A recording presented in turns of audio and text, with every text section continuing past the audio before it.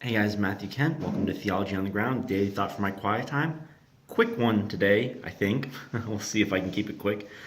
John chapter 6, verses 16 to 24. When evening came, this is immediately after the feeding of the 5,000, which I talked about yesterday, his disciples went down to the sea, got into a boat, and started across the sea to Capernaum. It was now dark, and Jesus had not yet come to them. The sea became rough because a strong wind was blowing. When they had rowed about 3 or 4 miles, they saw Jesus walking on the sea and coming near the boat, and they were frightened. But he said to them, "It is I, do not be afraid." Then they were glad to take him into the boat, and immediately the boat was at the land to which they were going. So, thoughts here.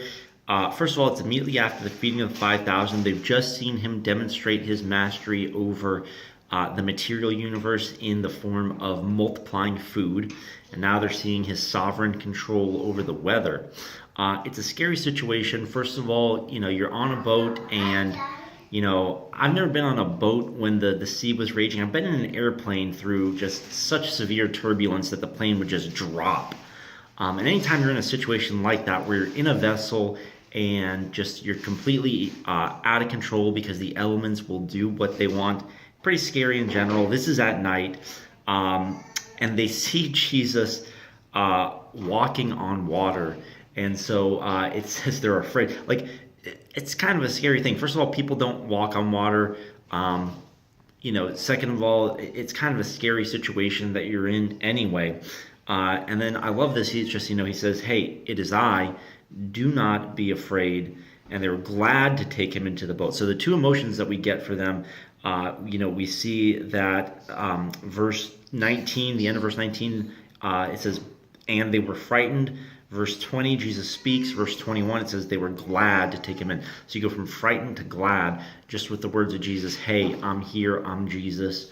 And so I think there's this aspect of God's power and God's sovereignty that can be frightening at first.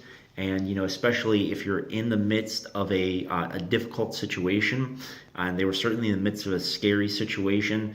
And, Jesus' first appearance was somewhat frightening. At the same time, sometimes the idea of God's sovereignty doesn't sit well with us. You're going through a tough time, and knowing that God is sovereign, and that your first reaction upon learning that's a bit like Jesus appearing and walking on water. It's like, well, great, that's great that he's powerful and he can do this, but why am I still going through this? But the more you get to know Jesus, the more you get to know that he is for you, which is what happens here. He says, "Hey, it is I, do not be afraid." That's when things are able to start to get better, because ultimately, when we are in paradise, the primary thing there, yes, every tear is going to be wiped away from our eyes, so there's going to be no more pain and suffering, but it's going to be wiped away by Jesus. So ultimately, Jesus is the end goal. Jesus is the prize.